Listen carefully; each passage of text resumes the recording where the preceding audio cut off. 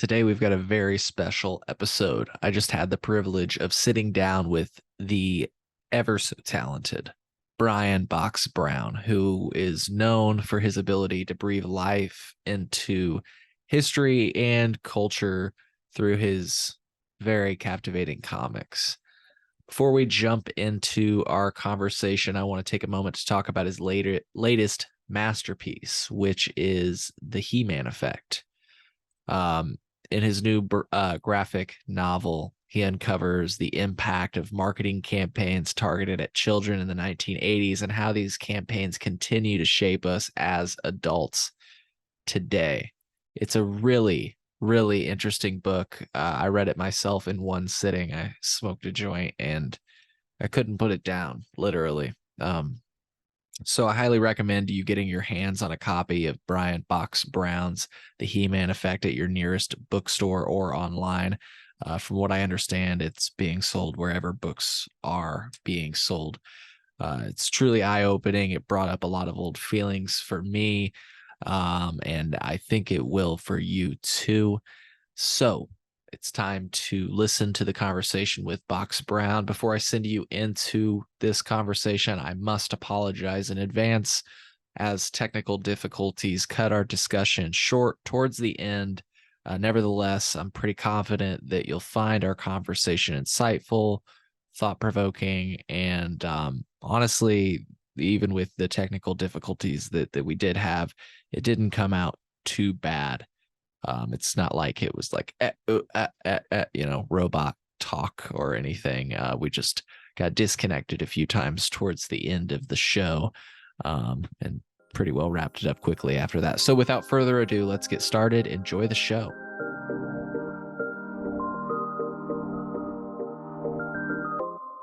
Mr. Box Brown, welcome back. How's it going, dude? Not too bad, man. Hanging in there. How about yourself? Doing well. I'm doing well. Thank you for coming back on the show. For folks that may not remember you, do you mind reintroducing yourself and maybe even telling us where we can find you online? Oh, sure. Yeah. I'm a comic artist. Uh, and I do a weekly strip about cannabis legalization called Legalization Nation. That appears on my Twitter and my Instagram, and actually on my Blue Sky now, pretty often. Uh, and my Patreon or whatever, and actually in a couple. It's in a newspaper too in Arizona. But anyway, it's called Legalization Nation, and it's all about cannabis legalization. But I also make books, nonfiction graphic novels, and I have a new one coming out called The He-Man Effect: How American Toy Makers Sold You Your Childhood. And so, yeah, got a lot of stuff going on right now. Yeah, yeah, hell yeah. And I just read The He-Man Effect, and I have to say, I might be a little biased because I love your work, but I loved it. I really enjoyed it, and it brought back a lot of it brought back a lot of nostalgia, which is funny because that's kind of Yeah. the point of the book, weaponized nostalgia. But it brought back a lot of thoughts, and it made a lot of things make sense. If I and I know I'm being kind of vague right now, but No, I that's just like okay. think back on my childhood, and it's like, oh, that makes sense. Like, the fact that I had GI Joes and it was so like ingrained in my culture, in any specific toy, but I had Yeah, GI Joes as a kid. So yeah. Yeah, man. I always want to ask people like what their toys were now, and sometimes if I know how old they are, I can kind of guess like what because I just know what all the most popular toys were from those eras now. Even like older people, like I'll talk to somebody like in their 50s, and I'm like, "You have the Evil Knievel stunt cycle?" They'll be like, "Oh, I wanted it." uh, like that was like the hugest toy back then. And there's like I actually see that there's an Evil Knievel stunt cycle TikTok that I get served all the time where this dude like sets up crazy ramps and has the guy do the not the guy, it's a toy do the stunts or whatever. Yeah, it's crazy because like, I all my work uh I'm I use cannabis while I work mostly. Because it helps me like focus on what I need to do and like focus on my work. Like a lot of times I like have ADHD and I'm like, it's hard to sit down and like actually get moving. So, as much as in that regard, like all my books are kind of influenced by cannabis, but this book specifically, it was like, I was looking back on stuff that I had when I was a kid because I was like, when I was growing up as a little kid, I'm 43. We had like He-Man, and it was like this huge phenomenon. But like also Transformers and GI Joe was like these three big things, and like He-Man has made a million comebacks over the years, and Transformers is like still, there's a Transformers movie out right now.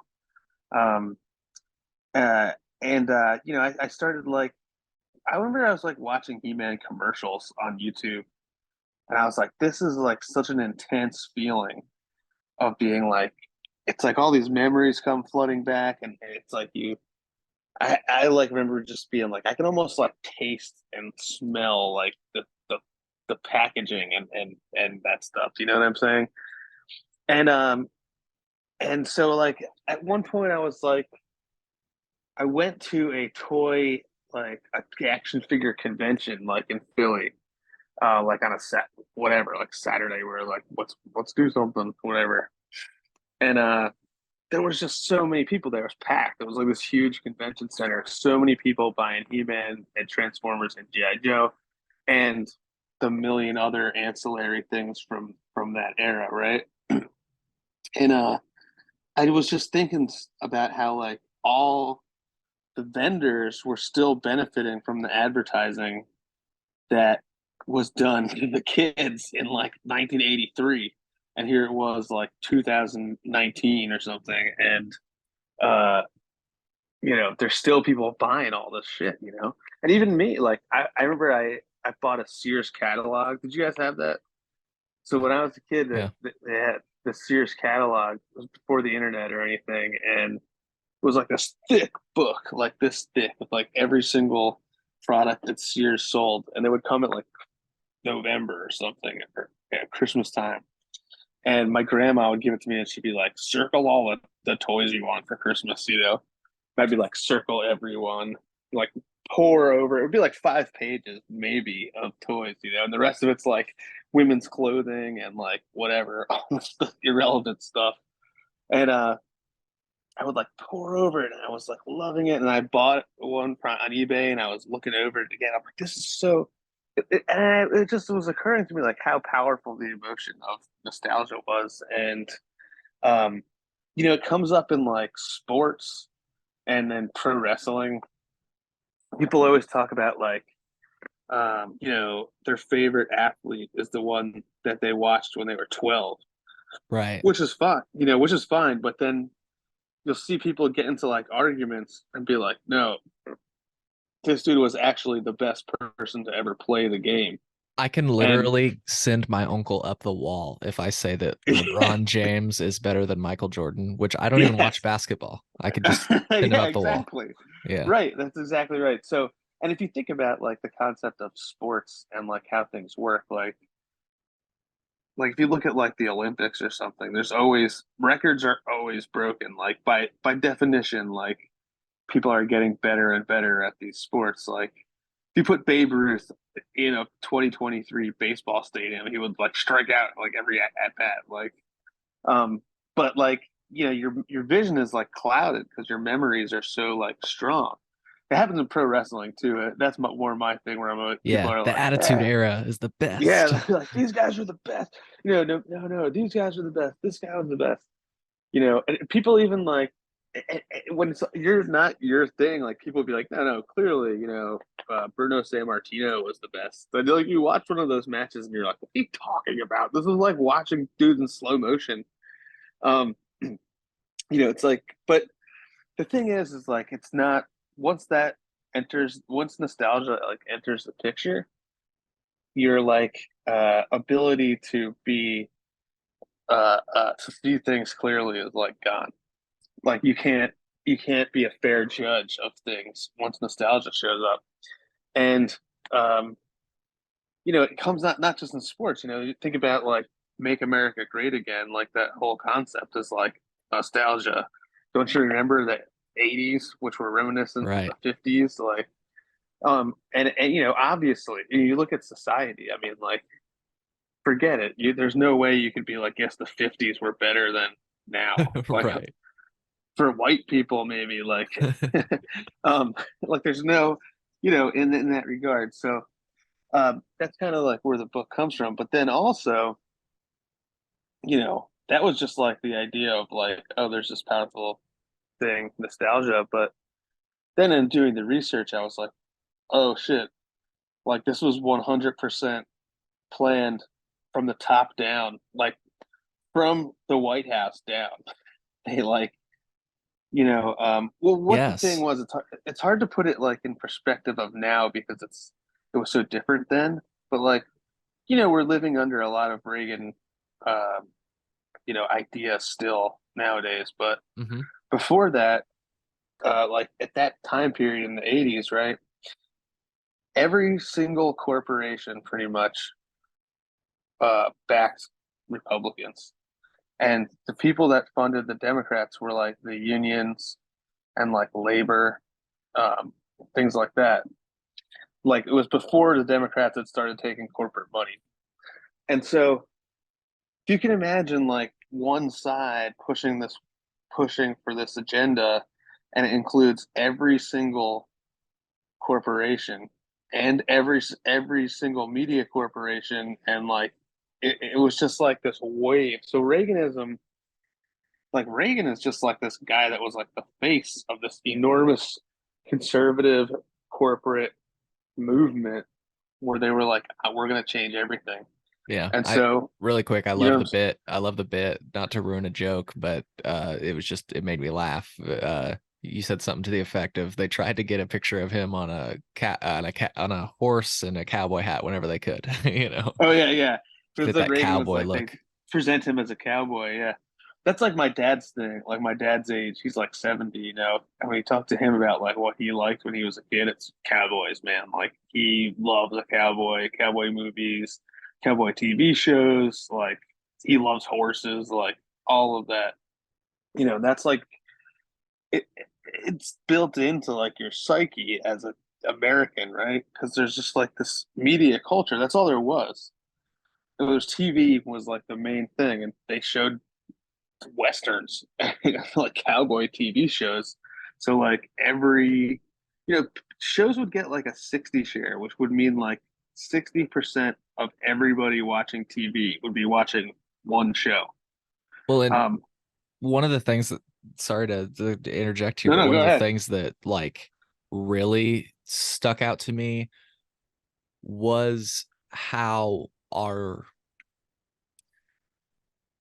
lives are shaped as a result of that. You know what I mean? And how we like try to conform to the images that were being On beamed to us. yeah, yes, exactly. And yeah, and I interviewed a woman who's like a PhD in studying advertising. She's done a lot of work with advertising, and man, it's crazy because it's so like she says like you know uh, the vision that television is showing is not reality, right? It's like a funhouse mirror, she calls it. They're holding the mirror up to society, but it's a funhouse mirror. So they're depicting a society that doesn't exist, and then society is emulating what they're seeing on screen and trying to like do that exact thing. You know, it's so intense the way that works because it's so powerful. Anyway, so then in the 80s when Reagan came around, he was like, all they were all about deregulation because it would stimulate the economy and all that. And so he hires a guy to run the FCC, and his whole thing was that we don't need to regulate the television. We need to regulate the television at the same as we regulate the toaster. So there's no regulations basically, and that just like, which was the goal. I mean, like, listen, there was every media company was like, listen, we want to sell to kids, and we have this big thing, and it goes pretty, you know, He-Man. I found, you find out that He-Man was owned by the Westinghouse Corporation, which is like one of the biggest corporations in America, especially in the early 80s, right? And this was going to be like their arm of this business that was about to explode, that they all knew was coming. When Reagan got into office, they could just do whatever they wanted in terms of advertising, and it did. I mean, it did explode. It was a whole new business of, it seemed so easy for everyone. Everybody wanted to get into it. It was like, make a TV show, sell toys, and the kid has to watch your commercial for 30 minutes straight. Like, Right. Well, that's one of the things that I learned in your book was that he did open the door on that. So maybe if you could give just a brief yeah. So like background. before that, like in the 70s, they had strict regulations against like what could be advertised toward to children. So like you couldn't make a toy based on a TV show, because it would be considered too much advertising towards children. Like they're already seeing the commercials. The show shouldn't be also a commercial, right? Um, and they did all these studies. They found out like children can't even tell the difference between. They don't even really know like what a commercial is. Like they can't tell the difference between like commercial and content, and also like they don't really have any understanding of how advertising works or like what even the point of any of this is. They just are taking it all at face value, right? And watching TV super intensely, like more intensely than adults do. And when they so like in the 70s, there's like the big TV shows were like Scooby for kids would be like Scooby Doo. There's zero Scooby Doo toys from the 70s. Like that just like is not a thing. Like any of the big cartoons in the 70s, like there was no toys to accompany those. Even though like now and when I was growing up, it seems like so natural. Like why would they not have the toys? Like my kids like the show Bluey, and there's like tons of Bluey toys. Like of course they want them, you know. So it's just like kind of baked into culture at this point, but it didn't used to be like that. Hmm. There was like this space in between kids watching television and kids like playing, where they would have where there was room for like imaginative play, they call it, which is like essential to human development and like animal development. Like if you ever see like animals, they like play and Hmm. like because it like teaches them how to like be adults basically, and like that. So like play is like really important in terms of like teaching kids how to like negotiate with each other and like work together as a group and whatever. There's so much benefit to it. It's like an evolutionary like must basically, and watching TV all the time takes away from that.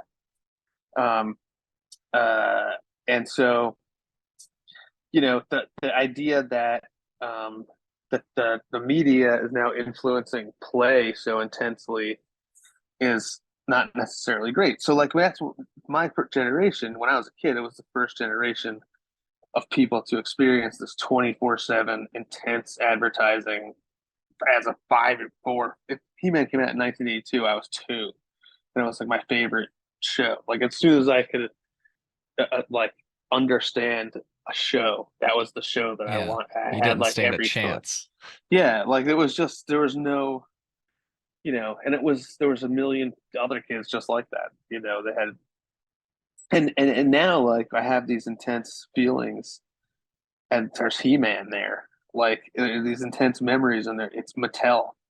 Um, and I think that I talk about in the book. The media companies really understand that now. That you can like inject a brand into a child's brain at a certain point, and it'll just stay with you. Just have the person for the rest of their life. So much so that even when they're adults, they themselves will be selling the brand to their own children. Um, if you look at something like Disney, right? I mean, they've co-opted feelings of nostalgia so that people have such intense love for stuff like Disney. Star Wars.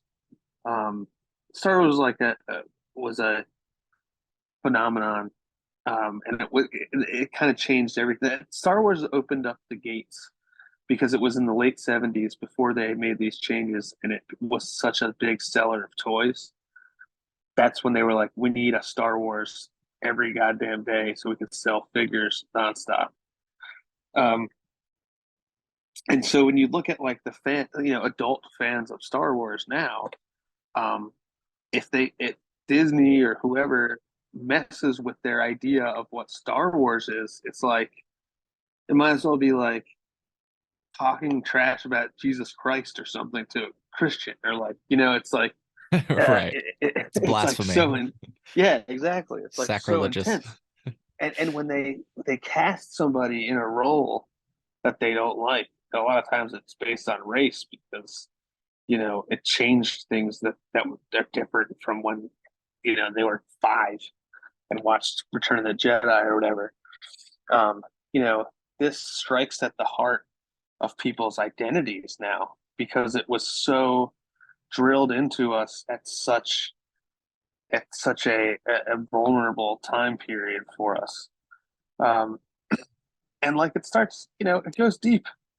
It's deep, man. There's so much money to be made. Um, um, throughout the years after that, they made these like half-assed efforts to pull it back, but not really doing anything. Like um, George H.W. Bush like did some legislation that was like had no teeth at all and didn't make any changes, and then in 1996 Clinton passed the Telecom Act, which changed a lot of things, um, but didn't really address the issue. um, they changed like the content of what kids were watching on TV and made it more educational, things like that, but it was still the same business model. So instead of He-Man, it was like uh, Arthur or like Magic School Bus or something like that. Um, they still had toy tie-ins with things like that, and TV show the TV shows that kept going on. Yeah. And today, like, we don't even think about it. It's not. It's just obviously there's going to be toys to go with every popular TV show. One of the things that stood out to me that I learned that I didn't even realize that you just brought up is the idea that these shows would include like lessons. And it wasn't even a regulatory thing. They were kind of No, doing no, it out no. of like it. What it reminds me of, Box, is there are a lot of Delta 8 shops in Illinois right now, and what they're doing is they're Right. like, hey, we're gonna ID you, we're gonna have labeling and testing, and even though that's not like it's not a regulation, it's like they're Yeah. preparing for the Right. inevitable. It's like They're they know. self-policing. It's Yeah, to yeah. make it's like all right. So like they did it in GI Joe, and they made these like famous YouTube like video memes about it, cartoons based on these knowing us half the battle lessons at the end. And the reason they did it was because the show is so violent. Like nobody dies in GI Joe, which is actually worse because they're showing constantly people shooting at each other and like shooting missiles and like fighting and everything, and no one ever gets hurt at all. Like there's no consequences to the violence, like at all. Right. Everybody Um, misses. they always miss. There's lasers and stuff everywhere. Um, and so like at the end to like placate parents before they could come in and be like, this is violent and bad for kids. They'd be like, no, but we have this lesson at the end.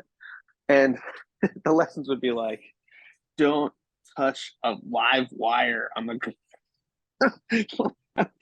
two kids would see a live wire and then they'd be like, oh, let's go play with that live wire. And then a GI Joe would come by and be like, no, like don't play with live wires. um and it would be stuff like that. And then it's what my favorite part of that is that they made up kind of like a fake organization that was providing these lessons to GI Joe. It would be like brought to you by like the HPT Safety Organization or something, which was just like some subsidiary whatever that they made up to sound more official when they did these lessons at the end of the show. Yeah, it's like a swerve. It was like a swerve, right? It was like get out in front of the criticism before they could get to you. To me, it's like, I don't want to say, because I just used the Delta 8 example, and I firmly believe that you should be able to sell that. But like in the context of the cartoons and what they were doing, and like you said, kind of self-regulating, it feels like they knew that what they were doing was wrong. So it's like, Right. It was like, look at this good thing we're doing, so you're not looking at this bad shit we're actually doing over here. yeah, Um, yeah, they did that on He-Man. Like all the shows kind of had this little lesson at the end, which was extremely humorous. I mean, but like when I was a kid, not like not necessarily like the lesson at the end of GI Joe, but a lot of the stuff I saw on TV, I was like, oh, like this is how to behave and act, and you know things to say, like phrases to say, and blah blah blah, all this stuff. Like yeah. I thought stop, drop, and roll. I know this is like a meme, but I thought stop, drop, and roll was gonna be like a really big thing as an adult, like that you would as like you really, always constantly be on fire and yeah, that it stop, was like drop, a and real roll. thing I had to worry about. Yeah. Yes, exactly. I mean, I mean, they told kids to go under their desk when there was a nuclear bomb going off, like, and they told us like there was these LSD. I remember having a meeting, like an assembly, so they could tell us not to do uh like temporary tattoos. They were like temporary tattoos. If someone tries to give you a temporary tattoo, it's actually LSD, and you're gonna get hooked on LSD, and then have to constantly buy LSD from this person that stuck you with this big tattoo or whatever. And we were really scared, and like you could like look that up now, and it's like Blue Star Tattoo hoax that just was like going around every neighborhood in the 80s, and we had school assemblies about it. I mean, people didn't have the internet back then. Like people like would honestly, like the thing is like people weren't dumb or anything like that, and there were smart people that like were skeptical of things and critical or whatever, but you were much more willing to take somebody like at their word because you can't like check it. It's not like you could be Right. like, oh, was that real? Whatever. It's like, oh, after that dude said Hmm. maybe it's probably right. Um, and so yeah, you couldn't be like, oh, He-Man lessons, good lessons. Like Right. you get no, there wasn't anything like that. Um, yeah, I don't know. I'm excited about the book. A little bit nervous, Every time a book comes out, it's like, and I think like I know any comic artist will say this, but other artists will say it too. Like every musician and stuff, like when they have something come out like this, you have this feeling that's like, this is it. This is my last shot at this. This isn't a huge hit. Like I'm dead. Like my career's over. All this. So I'm trying not to listen to those voices. And be Yeah. like, this happens every time. And I've been doing this for a long time now. I'm like still doing it. Like my career's not over. Like whatever. But it's nerve wracking. You try Hmm. to like promote it everywhere you go, and you know, I don't know. So I'm just trying to stay chill. I got a busy week this week. I've got a lot of events and things coming up. If any of your listeners are in the Philadelphia area, they can come to my signing at Brave New Worlds comic shop, and then I got a event in Brooklyn at Desert Island Books. Nothing in the Midwest though, unfortunately. Hey, it's okay. It's a future opportunity. Yeah, Folks that are listening, I've got the link to purchase the He-Man Effect. You can get the hardcover. Can you see my screen? Yeah, there we go. yeah, You can get the hardcover E version, it looks like, or a Nook version as well, from Macmillan at least. And I'm sure that you can pick it up at other places. But yeah. Any bookstore, Amazon, all that stuff. Um, it's really nice. The design. I have to say that the designer like kicked ass on the design, and it's like really nice package. I actually have a copy here. I can show it to you guys. yeah, Um, Came out really cool. Like there's an interior, like there's a dust jacket, and there's like an interior cover. So it's pretty cool. Like she kind of killed it.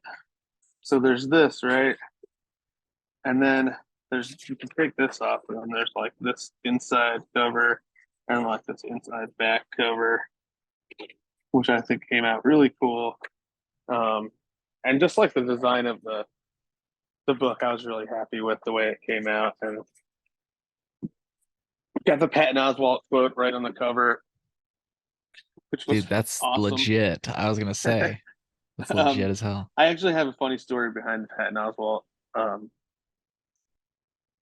quote. Is that like I was doing a poster with him, and I kind of like got got into like a argument with him about something, and ended up uh and it ended up like he owed me money, and he like paid me $500, and he was like, I was like, dude, you got to pay me for this, whatever.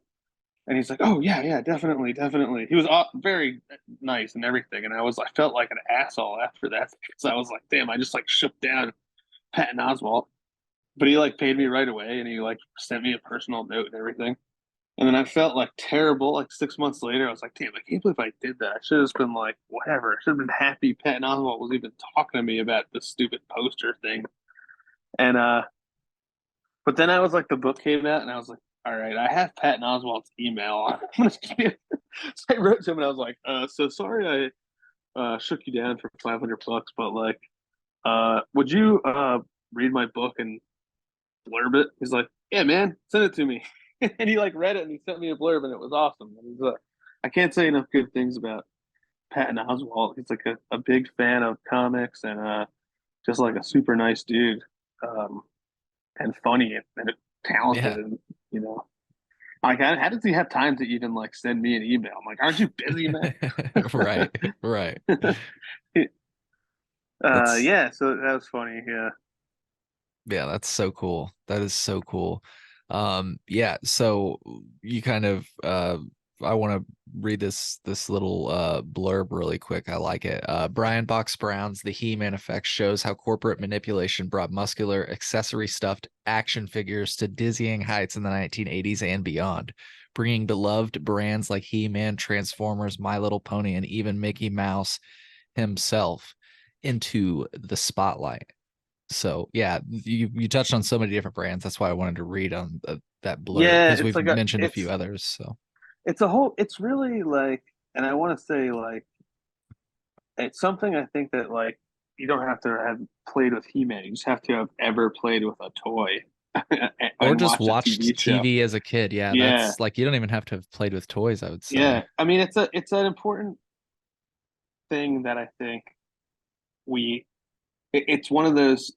I mean, I'd like to give them the benefit of the doubt that it was an unintended consequence of deregulation, that it would turn a generation of people into like insane adults, but it definitely happened. Like that deregulation had a large effect on the culture as it that came after it.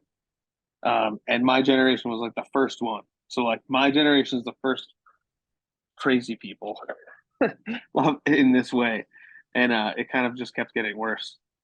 Yeah, and I was doing some thinking, and that's funny. There are so many other ways. To your point, I just wanted to like. It's fun to think of modern, today, how they're still doing this today.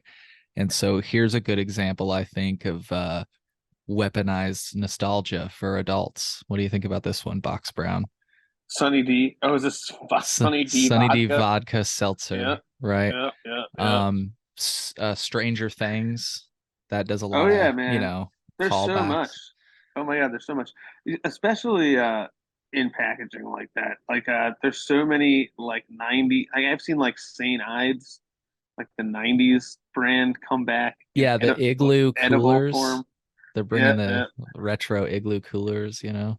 All that stuff. I mean, it's because it pays dividends later on. I mean, all that stuff. My wife the other day was watching TikTok and she's like, I saw a commercial from when I was like 9 for a toy called Fantastic Flowers. And she's like, oh man, I love Fantastic Flowers. And she like sang the whole song. And it's like she hadn't thought about it or seen it in like 30 years, but it's like still all inside there. Yeah. And it like lives with you. And it's like there'd be people being that are saying that would say, oh, advertising, whatever, it doesn't really affect me. I just ignore it when it comes on. But like you can't get away from it. Like even if you do try to do that, you still the jingles just like repetitively go into your brain. Like Hmm.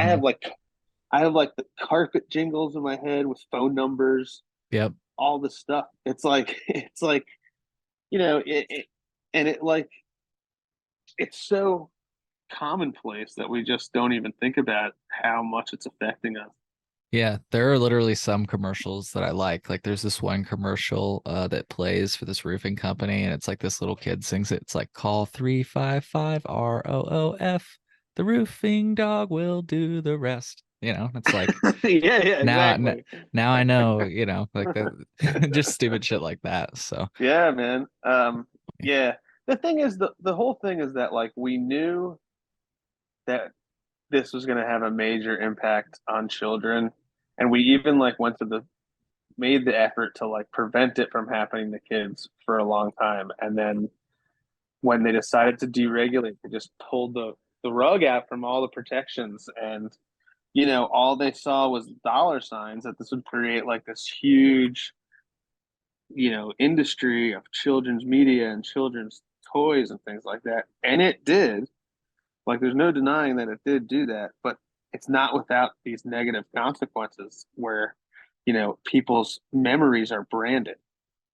Disney is in your DNA, and you're selling it to your own kids, and you know, the kids' friends are selling it to each other, and they're advertising. Yeah, I was watching a home video of when I was a kid and all the kids running around, and like zero people had a T-shirt on that was like an advertisement for like some other broader thing. yeah, Whereas like now, like every kid is wearing a T-shirt that's like Captain America shield, freaking whatever, Bluey, yeah, something, some property.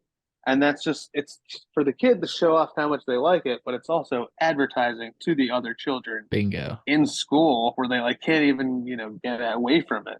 Uh-huh. And it's like you don't want to be a party pooper, but this stuff is happening. It's like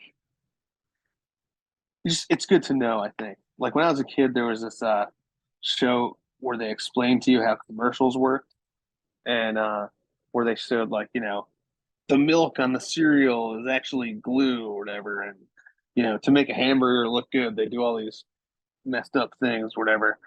And it's like seeing that is not like you're not gonna like never watch advertising again or never eat a hamburger again or whatever. But it's good to know that that stuff is going on. Like you don't understand it as a kid that the thing you're seeing is not what you're getting. Like because you don't understand how advertising works and the motives of the people. You figure the person that's making He-Man is like the coolest, greatest person in the world that only cares about entertaining you. And that's like not the goal at all. And you forget. And I think people forget. It's easy. I don't get just as guilty. Like my kids watch YouTube and uh, all these TV shows too. Like it's just part of the mainstream. But I try not to have them wear branded clothing. You know, like you can kind of understand a little bit what's going on. It makes you think twice. Yeah, dude, it's crazy how pervasive it is in our society. Like, um, I think when I first became aware of the idea that you just said is when somebody like their dad was very particular about he took all of the branding off of his truck. Like he didn't he's like, I'm not gonna do advertising for Chevy. I already paid him their money, like Yeah, type of yeah, thing. yeah, yeah, yeah. That type of And thing sounds like a crackpot, but he's like, right. yeah, Like, yeah, exactly. Well, and then I yeah. started to think about all the other ways we wear advertising, like Nike shoes. You got the swoosh Oh on the yeah. side, Right and on it. Yeah. We're all that. walking, talking advertisements all the time. Hmm. I was thinking that, even in cannabis, right? Like the packaging thing is is real. Like, I think people, because we were used to forever, like the packaging for weed was like a Ziploc baggie with a Sharpie drawn with a screen on it, or if you're lucky. Yeah. Um, and I think like when dispensaries for and adult use opens up, that packaging for that weed is like super powerful on people. I think like they see the packaging, they're like, "Whoa!" I mean, it's an eighth of weed that you would get in like Ziploc baggie and like whatever, but packaging really makes a big difference. Like you understand like how much of a difference that makes on an adult and how powerful that type of thing Yeah. is. Dude, like people collect their packaging. Yeah, for real. I mean, it's legit. I kind of have, I've been working on packaging with a bunch of different companies, and like, so I'm looking at what stuff works and what doesn't work, and sometimes when I get a jar that has that sticker along the side, or like a jar of hash that has the sticker on the outside, like not just on the top but around the side, I'm Uh-huh. like, yeah, yeah, that that's good. It's got Hell the yeah. side sticker, and some of the art's great, man. I mean, it's like, if you look at like craft beer and stuff, like the packaging on craft beer is awesome. Like, and Hmm. packaging for weed should be like that too. And uh, traditional market stuff often is like because it's unregulated packaging. But like some states, they really don't let them do shit with packaging, Yeah. where it's like totally unappealing. Like in Canada, there's no packaging. Like the package can only have your logo on it. That's Right. it. And it can't be like anything remotely appealing. No, Like no anybody. colors or flash, Yeah, like you can't stand out at all in terms of your packaging. It's like only your product can stand out. which is crazy when you think about something like Sunny D vodka seltzer, which is probably on sale in Canada Yeah. as well. Oh my God. Yeah. And I see. There's always like stuff like that. There's a Dunkin' Donuts beer, and there's this big iced tea brand here that's like, I don't even know what it is. It's like this low key like shitty iced tea that they have at like corner stores, but it's like super popular. But it was popular among children. But like, there's like a liquor brand that makes liquor iced tea that looks exactly like the packaging. Um, you know, which they like can't do that with weed, like at all. Right. It's sad. It's sad for the designers. Yeah. Yeah. Hey, I think I might be well. I think I'm back. Am I back? Can you hear me? Yeah, I hear you. Yeah. Okay, cool. That was the smoothest crash ever. Is it still recording? No, it's not recording. Hold on just a moment. It says my connection is unstable. Maybe it is still recording. I don't know. That'll be fun. It seems to be recording. You were saying that's sad about branding. I'm a little worried to continue. Um, I just think that like I think cannabis is so overregulated. I'm such like a uh uh want to be so much more like less regulated in every way. Mhm. But especially the packaging. I mean, like it looks like shit. I mean, this is how we people market every single product that exists in our country is through like packaging. And you're like taking that away from like this new market that like needs help. You're taking away like every like thing that they can do to sell their product, including packaging it. Yeah. Yeah, exactly. Exactly. Well, and that's the thing is like if you can see me thinking, I'm like trying to think of like how to approach this. Just with it's funny that it's like cannabis only, and you've made this point so brilliantly in many different ways. I think even one time you were sharing like what you can advertise on social media, like what you can advertise. Meanwhile, Yeah, you can't advertise like cannabis, right? I Um, couldn't advertise my comic strip about cannabis. Like it's not like I'm selling weed or anything. It's just a comic strip. yeah, but It'd be because it's like about weed. advertising. Yep. And Meta's like the worst at that. I mean, it seems like you could say pretty much whatever you want on Twitter for the most part. Hmm. But Instagram is like not like it's like puritanical. Yeah, yeah, dude, it's scary, It honestly. really is. You know? Yeah, like, and they'll just like pull your account for like, so many people get their accounts pulled for like nothing, all the time. Everybody's got backup accounts just in case Uh-huh.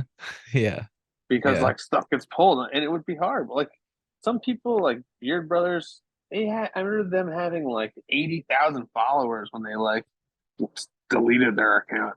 And then you just can start a new one the next day with no followers. Like, why? Yeah. Like, who is that for?